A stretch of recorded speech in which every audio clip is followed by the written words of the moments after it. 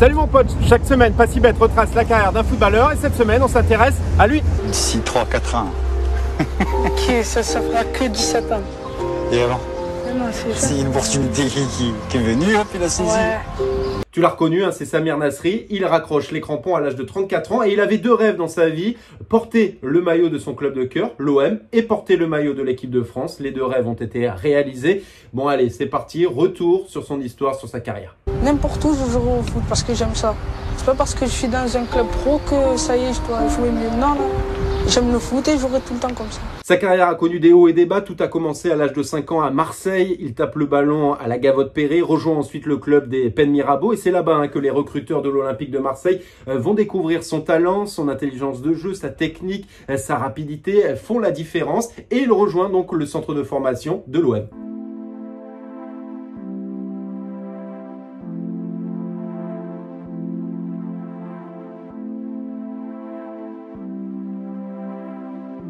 Tout va très vite dans sa carrière puisqu'il porte le maillot de l'équipe de France des moins de 17 ans, devient champion d'Europe en compagnie de Karim Benzema, Ben Arfa, encore Jérémy Ménez et il est élu meilleur joueur du tournoi. Samir Nasri réalise son rêve, il signe son premier contrat pro avec l'OM en 2004. Son premier match c'est face à Sochaux, son premier but face à Lille, découvre la Ligue des Champions, joue 166 matchs et finaliste de la Coupe de France, élu meilleur espoir de Ligue 1 lors de la saison 2006-2007 et l'année suivante il est le meilleur passeur de Ligue 1.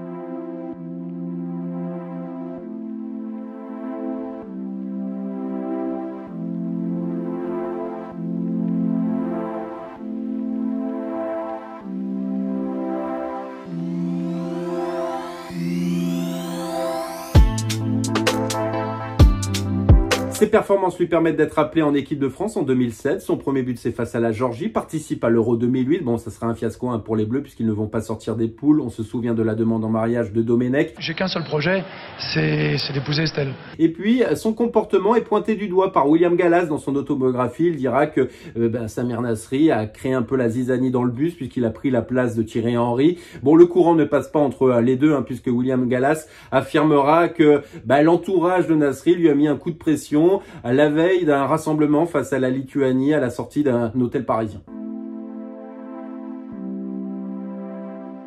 Il n'est pas appelé pour la Coupe du Monde 2010, il évite le fiasco de Naïsna et Domenech préfère Gourcuff. Il fera son retour donc après ce fiasco. Laurent Blanc l'appelle, le convoque pour plusieurs matchs. Il participera à l'Euro 2012, marquera le but égalisateur face à l'Angleterre, mais on se souvient surtout de sa célébration à l'index sur la bouche et ses insultes envers les journalistes. Et puis quelques jours plus tard, il refait la même chose après la défaite face à l'Espagne. Il insulte un journaliste. Bon, il écope de 3 matchs de suspension. Il affirme devant nos confrères que la presse, je cite, cherche toujours à écrire de la merde. Un journaliste de l'AFP insiste, se heurte à un nouveau refus, il lance un « alors casse-toi » à l'encontre du milieu de terrain.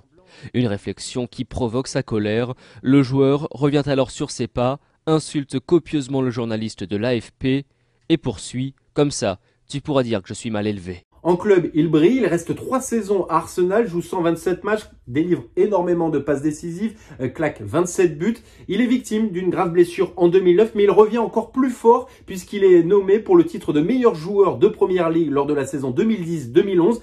Malheureusement, il ne remporte aucun titre avec son club.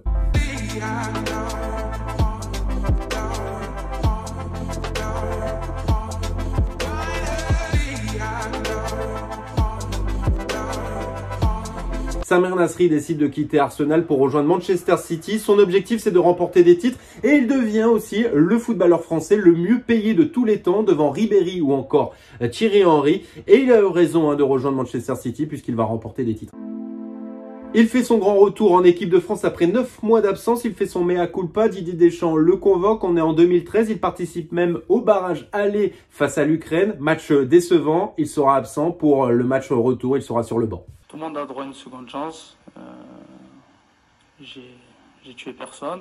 Son coach Mancini prend la porte et Pellegrini arrive et Pellegrini va lui faire énormément confiance et il va réaliser l'une de ses plus belles saisons avec Manchester City. C'est la saison 2013-2014. Il va être l'un des hommes forts de Manchester City et son club va remporter la Première Ligue. Il va jouer 52 matchs, délivrer 12 passes décisives et surtout marquer 12 buts.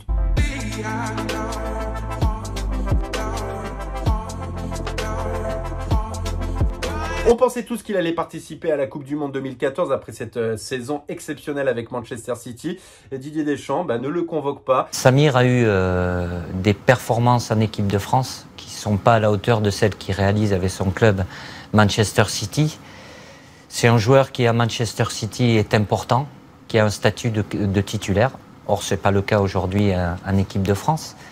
Et comme il l'a dit lui-même, lorsqu'il est remplaçant, il n'est pas content. Et je peux vous assurer que ça se sent et ça se ressent dans le groupe. La femme du milieu de terrain s'en mêle sur les réseaux sociaux, insulte Didier Deschamps et Samir Nasri annonce la fin de sa carrière internationale en août 2014. C'est pas une question d'âge, c'est une question aussi de ressenti. Il n'y a pas que ça, il y a beaucoup de paramètres qui rentrent en compte. Aujourd'hui,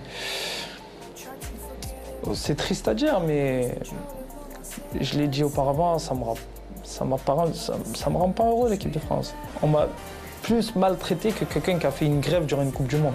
La suite, c'est la descente aux enfers pour Samir Nasri. Une grave blessure, il est éloigné des terrains pendant de nombreux mois. Son coach à Manchester City, Pep Guardiola, ne compte pas sur lui. Il est prêté au FC Séville. 6 bons mois, il s'entend à merveille avec son coach Sampaoli et qui lui dit « Fais ce que tu veux, hein. Tu peux sortir, faire la fête, picoler tant que tu es performant le week-end, il n'y a aucun souci, je vais te couvrir. » Il retrouve donc son jeu, il est très performant jusqu'à ce coup de sang en Ligue des Champions face à Leicester. Il est expulsé.